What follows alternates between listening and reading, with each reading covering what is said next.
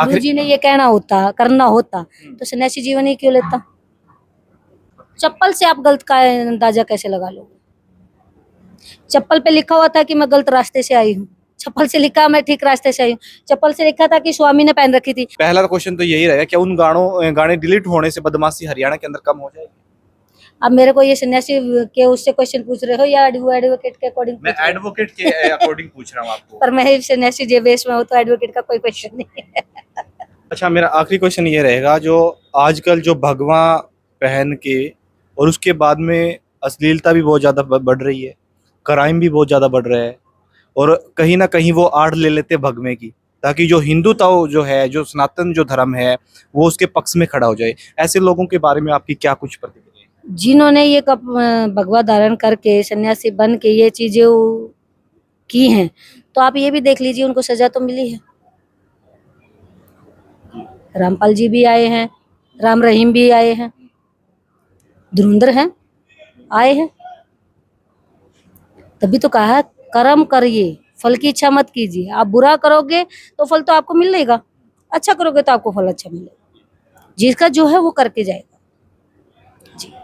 अच्छा, आजकल एक मामला है ना, बड़ा हाईलाइट हुआ है, जबकि आप जानते भी होंगे, सुकराई नाथ योगी। तो वो भी एक साधु है, भगवान धारे कर चारों वेदों को मानते हैं, और समय समय के ऊपर वो जो हवन भी करवाते रहते हैं, गांव की शांति के लिए, या फिर मतलब वेद शास्त्रों में जो लिखा, पर्यावरण को शुद्ध करने के लिए। और फिर भी उसके ऊपर आरोप पे आरोप लगाए जाने लग रहे हैं, तो उसके बारे में आपकी देखिए क्या? सामाजिक तौर है, ठीक है जी, उनका क्वेश्चन करने का अधिकार है, ठीक है जी। लेकिन उसने गलत किया है नहीं किया है, यदि अभी वो पक्ष स्पष्ट नहीं हुआ है तो उसके बारे में हम इस बारे में कुछ कह ही नहीं पाएंगे। क्यों? क्योंकि अभी तक किसी की तरफ से भी ऐसा कोई डॉक्यूमेंट्स नहीं हुआ है कि वो दोषी है, ठीक है जी। तो जो चीज का डॉक्यूमेंट्स क्लियर ही नहीं हुआ है तो उसके बारे में आपने किसी को कह दिया कि वो मर्डर करके आया है, आप कहोगे नहीं कि मर्डर किस चीज से किया है, उसका सबूत नहीं दोगे तो कैसे किया उसने मर्डर? उस पर तो सजा नहीं दी जा सकती ना, आपको प्रूफ तो देना पड़ेगा।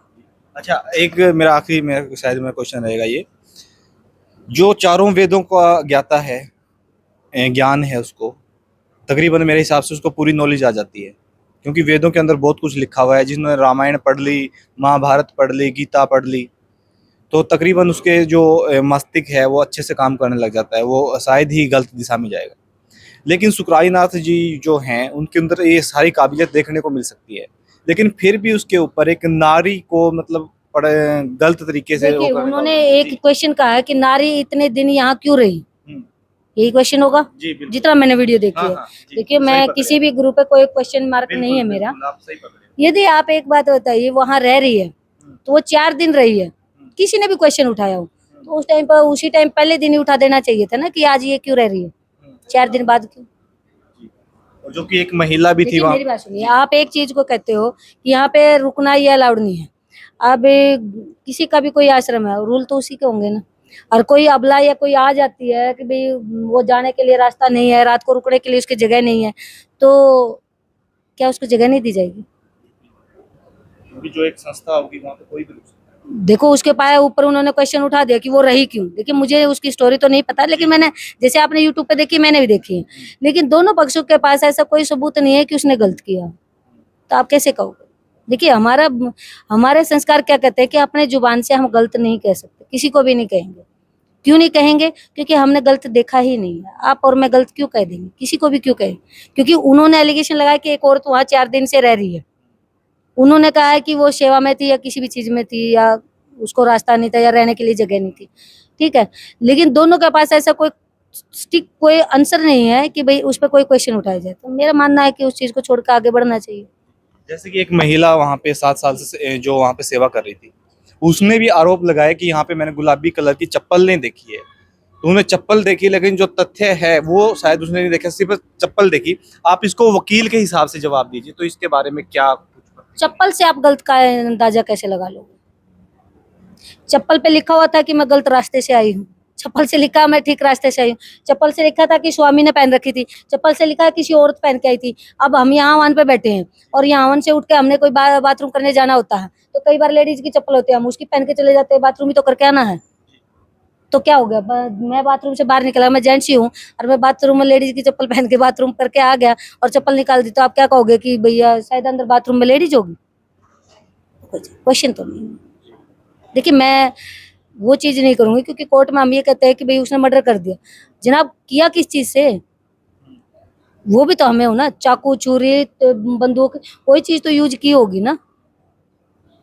चप्पल से एक लेडीज के साथ गलत हुआ है, ये कैसे कैसे? और आजकल मुझे तो नहीं लगता कि अनपढ़ से अनपढ़ या पढ़ी लिखी से पढ़ी लिखी कितनी लड़की हो, आजकल सारी लड़कियां बोल्ड हो चुकी हैं, अपना आंसर खुद दे सकती हैं, आपको और मुझे देने की जरूरत नहीं है। आजकल तो बच्चों को स्कूलों में भी सिखाया जाता है अच्छा और बुरी चीजें क्या होती है, टच बैड टच और गुड टच का बारे में भी समझाया जाता है। माँ बाप बच्चे को स्कूल में आज फर्स्ट सेकंड क्लास में भेजते हैं तो बोलते हैं कि बेटा बैड टच ये होता है, गुड टच ये होता है।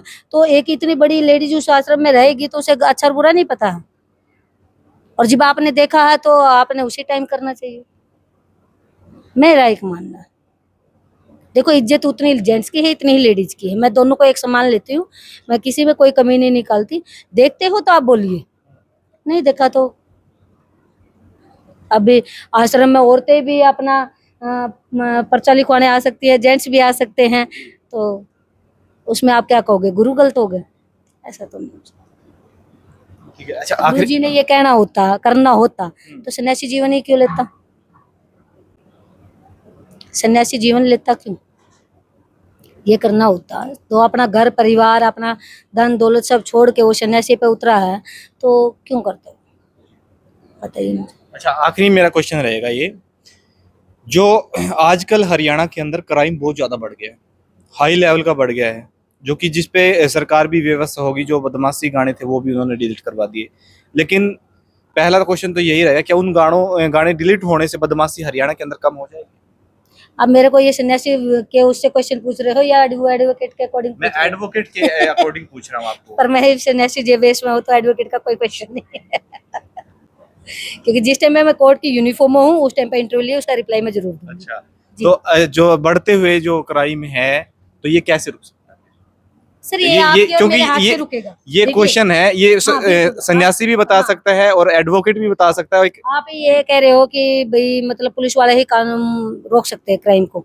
आपके सामने एक एक्सीडेंट हो गया और आप अपनी गाड़ी में बिठा कर उसे हॉस्पिटल तक नहीं लेके जा रहे और मौत होगी, उसके मौत के जिम्मेवार आप भी तो हुए हो, क्यों नहीं हुए? तो क्राइम तो फिर आपने भी किया, तो बताइए। तो जब आप अपना हाथ दे के किसी की हेल्प करोगे तो आपकी भी तो हेल्प होगी ना। तो ये तो क्राइम होता हुए को आप रोकोगे तो ही तो रुकेगा। पुलिस को फोन करते हो तभी तो क्राइम रुकता है, और यदि अड़ोसी पड़ोसी उसे पहले पीटते हुए को रोक लोगे तो क्राइम मर्डर होने से बच जाएगा। तो पहले अपने आप में अंदर चेंजिंग लेके आइए क्राइम को रोकने के लिए। हम क्या सोचते हैं उसकी बीवी पिट रही है हमें क्यों रोकना, उसका लड़का पिट रहा है हम क्यों जाएं इस रोले में? अरे बेटा किसका है, आप लोगों का ही तो है। हेल्प कर दोगे किसी की जिंदगी बच जाएगी तो उसमें क्या हो जाएगा? क्राइम लोगों से ही बढ़ता है और लोगों से ही खत्म होगा। पुलिस वाले सिर्फ उसको पकड़ के डाल सकते हैं, सजा दिलवा देंगे, कानून सजा दे देगी, लेकिन उससे पहले यदि पब्लिक उसको सेफ्टी से उसे संभाल सकती है, उस झगड़े को कम कर सकती है, तो क्राइम होने से बच जाएगा। बिल्कुल। जी। तो जैसा कि आपने देखा पूरा इंटरव्यू देखा और इसमें आपने क्या कुछ लगा और आपकी क्या कुछ प्रतिक्रिया है, सभ्य कमेंट के माध्यम से जरूर बताइए। मिलते हैं किसी नेक्स्ट वीडियो में, तब तक के लिए नमस्ते प्रणाम।